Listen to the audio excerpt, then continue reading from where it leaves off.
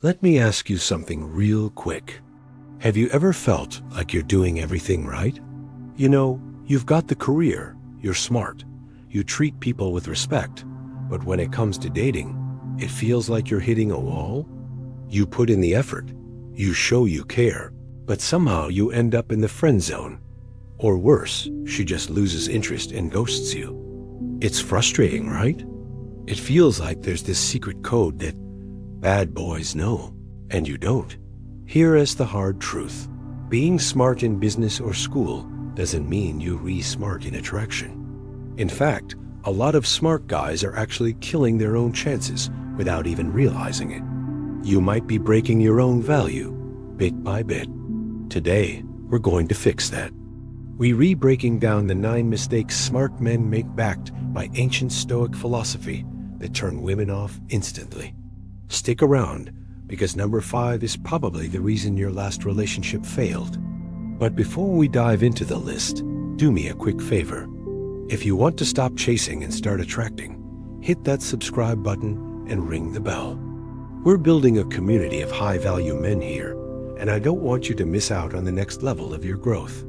All right, let's get into it. Mistake number 1, over-explaining. Picture this. You miss her call, or you reply a bit late. She asks, "Where were you?" Do you panic? Do you send a 3-paragraph essay apologizing and explaining exactly why you were busy, blaming the traffic, your battery, the weather? Stop that. Smart guys think more information equals better communication. But in the early stages of dating, over-explaining just smells like insecurity. It screams, "Please don't be mad at me." A high-value man doesn't need to justify his existence. If you were busy, just say, "Hey, got caught up in work." That's it. Remember, mystery creates attraction. Desperation kills it. When you over-explain, you kill the mystery. Number 2 is a big one, chasing. Look, there is a massive difference between pursuing someone and chasing them. Pursuing is, "I'm interested, I'm making a move, but if you're not vibing with it, I'm cool." Chasing is, "Please pay attention to me." If you're double texting when she hasn't replied, or you're begging to hang out when she says she's busy, you are chasing. And the moment you start chasing, she starts running. It's human nature. Stoicism teaches us to control what we can control. You can control your invite. You cannot control her response. If the energy isn't mutual, step back, not out of anger, but out of self-respect. Number 3, revealing everything too early. You meet a girl, the vibe is good, and suddenly you're telling her your entire life story on the first date. Your childhood trauma, your ex who broke your heart, your deepest fears. You think you're bonding. She thinks this is heavy. Intimacy is like a slow burn. It's a dance. You don't turn on the floodlights immediately. When you dump all your emotional baggage on the table instantly, it's overwhelming. Plus, you become predictable. Let her earn your story. Let her wonder about you. Let her peel back the layers slowly. The less you say, the more weight your words carry. Number 4, we are guys. We love logic. We see a problem. We want to fix it. So, when she comes to you complaining about her day, or she's being moody, or her life is a bit of a mess, your instinct is to put on your Mr. Fix-It hat. You start giving advice. You try to save her. Don't do it. She doesn't need a therapist, and she definitely doesn't need a dad. She needs a partner.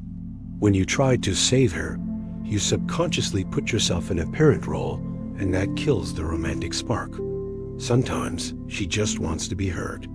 Be the rock she can lean on, not the mechanic trying to fix her engine. Listen, empathize, but stay in your own frame. This is number 5, the relationship killer, neglecting your purpose. This happens all the time. You meet someone amazing. Suddenly, you skip the gym. You stop working on that side hustle. You blow off your friends. Your whole world starts revolving around her. It feels good at first, right? But eventually, she will lose respect for you. Why? Because she fell for the guy who had a life, not the guy who gave it all up to be her fan club. Your purpose, your goals, your mission is your oxygen. A woman should be a great companion on your journey, not the destination. Never trade your dreams for a relationship. Number 6, competing for her attention. Let's say you're at a party. She's talking to another guy, laughing at his jokes. Do you get jealous? Do you start acting loud, trying to interrupt, trying to prove you're better? If you do, you've already lost. When you compete, you're admitting that you feel threatened. You're saying, I don't think I'm good enough. A Stoic man is unshakable. Let her talk to whoever. Let her laugh. You know your worth.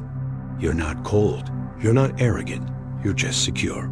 Trust me, nothing is more attractive than a man who isn't threatened by other men. Number 7 is deep, making her your only source of happiness. If she is the only reason you smile, you are in trouble. Because if she leaves, or if she has a bad day, your entire world collapses. That is way too much pressure to put on another human being. Happiness is an inside job. You need to find peace in your solitude, joy in your hobbies, and pride in your work. When you are already happy without her, you become magnetic. Neediness repels people. Wholeness attracts them. Be the cake, let her be the icing. Number 8, reacting emotionally to tests. Call them shit tests. Call them fitness tests, whatever.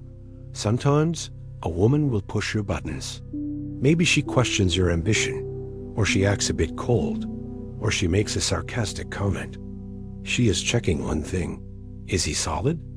Or will he crumble? If you get angry, defensive, or pouty, you failed. Smart men don't react, they respond. Or sometimes, they don't respond at all. Treat it like a breeze hitting a mountain. Smile, make a joke, brush it off. Show her that your emotional state is under your control, not hers. And finally, number 9, apologizing for your standards.